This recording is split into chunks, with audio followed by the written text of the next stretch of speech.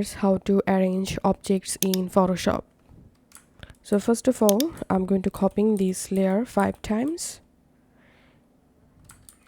4 times, and if I try to arrange, as you can see, so this is the wrong way to arrange layers or objects in Photoshop.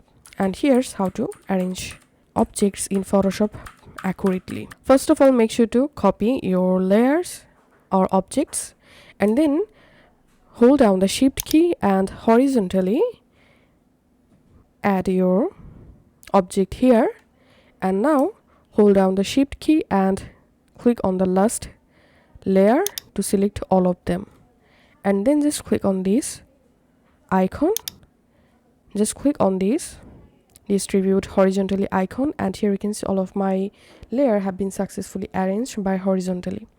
And now press Ctrl E, and now we have to arrange objects in vertically. To do that, I'm going to copy this layer 2 times and then do the same thing, hold down the shift key and